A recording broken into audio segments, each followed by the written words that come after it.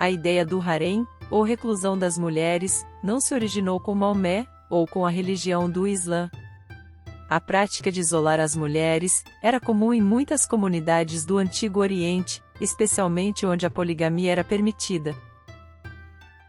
Nos impérios da Assíria e da Pérsia, a corte real tinha um sistema de harém, onde as esposas e concubinas eram guardadas por criadas e eunucos.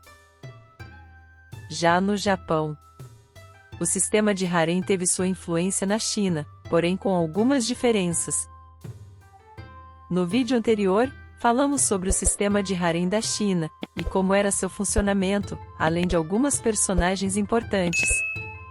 E no vídeo de hoje, daremos continuidade, onde focaremos no Japão e no Império Otomano. Olá! Meu nome é Amanda, e você está no canal Garota Vintage.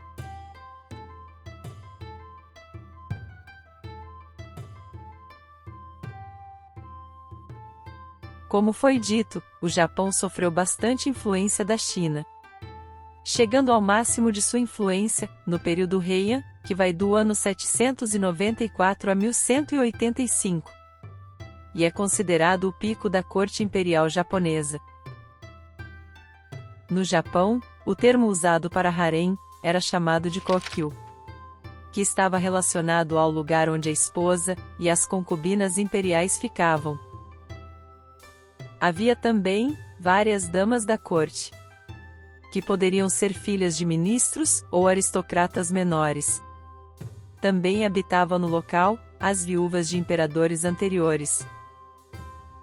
Elas eram quem administravam o seu harém, em vez de serem guardadas por eunucos, como era na China, e poderiam ocupar altos cargos na corte, incluindo a casa pessoal do imperador e o departamento imperial de atendimento do palácio. Elas eram obrigadas a ter educação suficiente para serem aceitas no posto mais alto. Elas supervisionavam as cerimônias imperiais e a comunicação entre o imperador e os funcionários da corte, entre outros cargos. E muitas vezes os homens da corte frequentemente as visitavam para procurar aconselhamento. O período Heian foi marcado por sua arte, especialmente na poesia e na literatura, sendo a última era clássica do Japão. As mulheres deste período contribuíram significativamente para a sociedade, particularmente na área da literatura, do qual se destaca os poemas e lembranças da corte, escrito pela concubina Seishonagon, por volta do ano 1002. E o primeiro livro de romance do mundo, escrito pela concubina Murasaki Shikibu, por volta de 1021. O sistema de esposas do imperador: havia uma imperatriz, 2 consortes, 3 madames e 4 beldades. Essas mulheres vinham dos escalões mais altos da sociedade. Durante o ano de 1192, o imperador sofreu um golpe militar, que ficou conhecido como shogunato. O Japão entrou na era do feudalismo, também conhecido como ditadura militar. Os shoguns, ou ditadores militares, substituíram o imperador e as cortes imperiais como a nova fonte principal de governo. O sistema de poder foi descrito pelos exploradores portugueses, que tiveram contato com os japoneses no ano de 1543. Eles explicam que o imperador era como o Papa, que possuía grande autoridade simbólica, mas pouco poder político. Já os ditadores militares, conhecido como shogun, era como os reis europeus. Agora no Japão feudal, as concubinas se tornaram mais como amantes do que esposas imperiais. Durante o período Edo, ou shogunato Tokugawa, que vai do ano 1603 a 1868, impôs duras regras, que proibiam os samurais e outros membros da nobreza de se envolverem com várias mulheres. As leis limitavam o número de concubinas que um homem poderia ter com base em seu status e renda. E também exigia que um homem obtivesse permissão de sua esposa antes de tomar uma mulher como concubina. E se na era clássica, do Japão, apenas as mulheres da alta nobreza se tornavam concubinas ou esposas imperiais.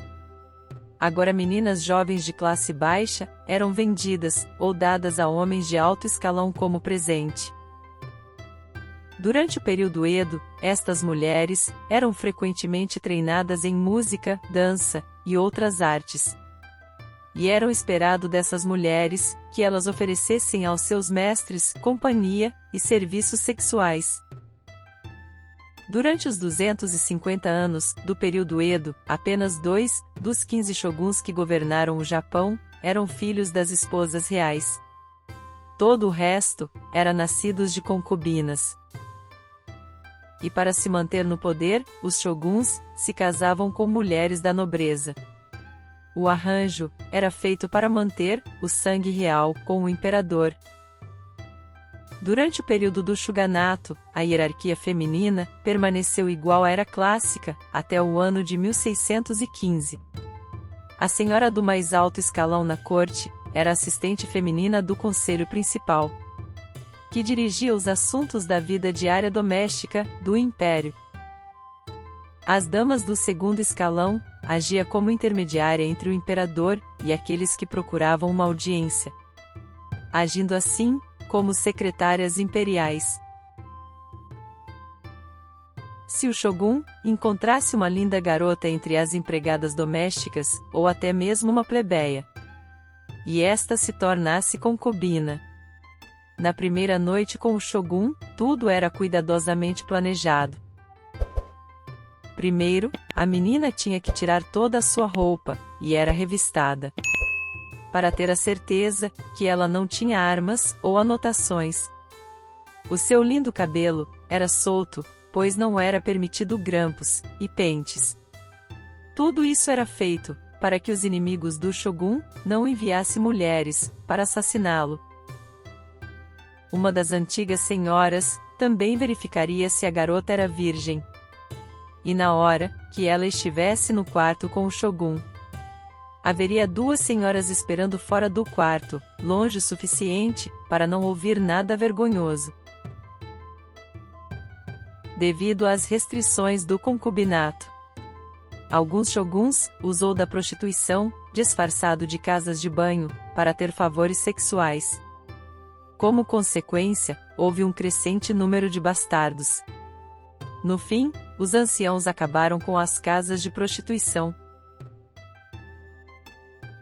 Um dos shoguns que mais teve concubina e filhos foi Tokugawa Ienari, que governou o Japão em 1837. Durante o seu reinado de 50 anos, ele teve 27 concubinas e 53 filhos. Muitas dessas crianças morreram ainda bebês, outros eram mentalmente ou fisicamente deficientes. Mas o reinado dos shoguns chegou ao fim em 1868, quando o imperador tomou de volta o poder. Já a prática de tomar concubinas imperiais foi abolida em 1924. O imperador Meiji, que reinou de 1867 a 1912, foi o último imperador a praticar a poligamia. Ele teve uma imperatriz e 5 concubinas.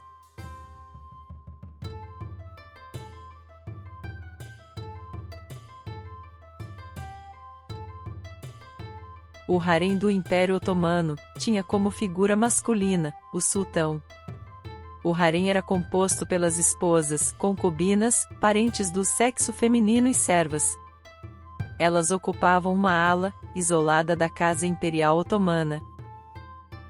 Esta instituição desempenhou uma importante função social dentro da corte otomana e exerceu consideravelmente autoridade política nos assuntos otomanos, especialmente durante o longo período conhecido como o Sultanato das Mulheres. E à medida que o sultão se tornou cada vez mais sedentário no palácio, os membros da sua família, anteriormente dispersos nas províncias, acabaram por ser dispensados dos seus deveres públicos e reunidos na capital imperial. A mudança oficial de membros da dinastia otomana para o harém do palácio na capital, no século XVI, transformou gradualmente o harém imperial numa estrutura social e política bem organizada, hierárquica e institucionalizada, com protocolos e formação rígidas. O harém era o símbolo máximo do poder do sultão. A propriedade de mulheres, principalmente escravas, era um sinal de riqueza, poder e habilidade sexual. E para manter sua separação elevada, os sultões, reproduzidos por meio de seus haréns, consistiam em centenas de mulheres escravizadas. Pois o Alcorão proíbe a escravização dos muçulmanos. Assim, a maioria dessas mulheres eram tiradas de partes cristãs da Europa Oriental, como Rússia, Grécia, e também do norte da África. Essas mulheres escravizadas estavam presas em sua gaiola dourada e foram colocadas no centro da corte real, do qual era acessado apenas por uma entrada secreta. Dentro, as mulheres viviam no puro luxo. E esse local era chamado de morada da felicidade. O harém era um lugar tranquilo, incrivelmente belo e luxuoso. As mulheres podiam descansar em suntuosos tapetes imóveis, banhar-se nas plácidas piscinas no meio do complexo. Recebiam a melhor comida e bebida. E músicos tocavam para sua diversão. As mulheres do harém eram altamente educadas, e tinham acesso a uma impressionante biblioteca de livros e pergaminhos.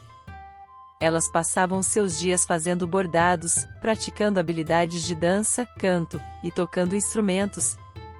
Sua educação vinha de mulheres mais velhas do harém. A mãe de um novo sultão chegava ao harém com pompa e circunstância e assumia o título de sultão valide ou mãe sultana, após a ascensão de seu filho. Ela se tornaria uma líder proeminente, cujo poder se estendia tanto ao harém, quanto aos membros da dinastia. Essa influência chegou ao seu auge no ano de 1533, começando no reinado de Solimão, o Magnífico.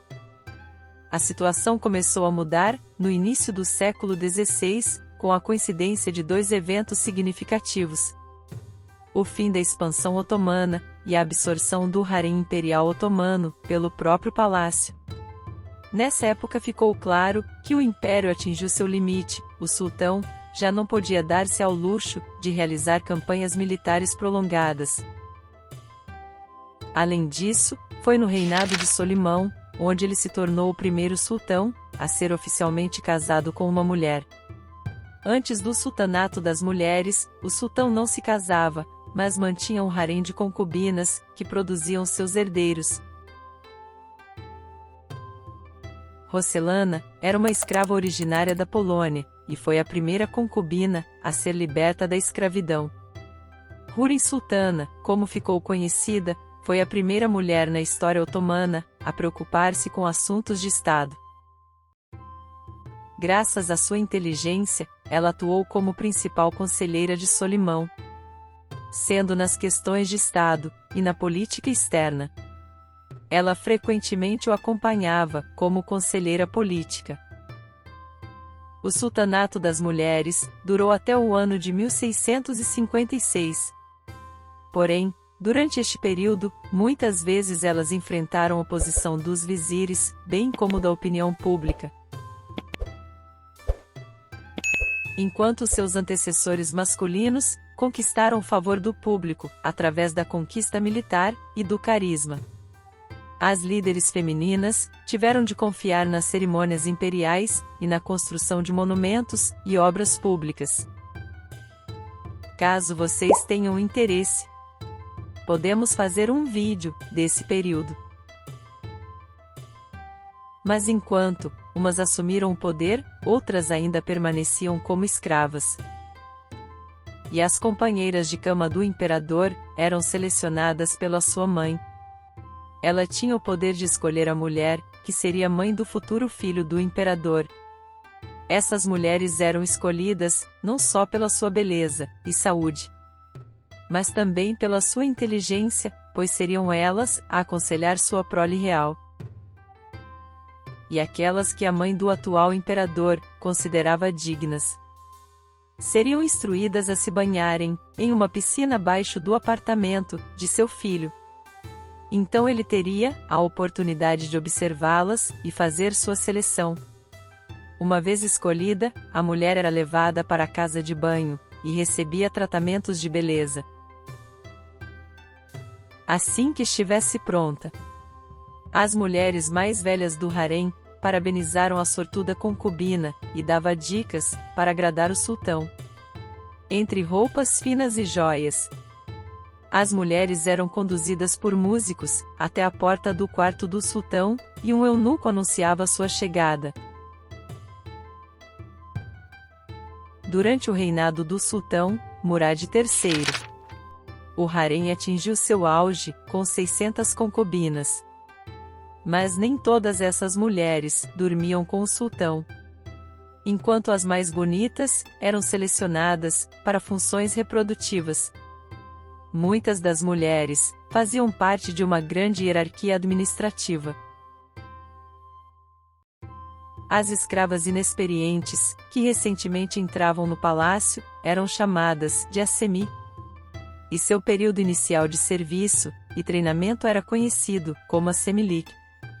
E lá havia muitos trabalhos a serem feitos para manter o luxuoso harém, executando funções como mestra da costura, mestra das joias, mestra do café, mestra da lavanderia e mestra das tarefas domésticas.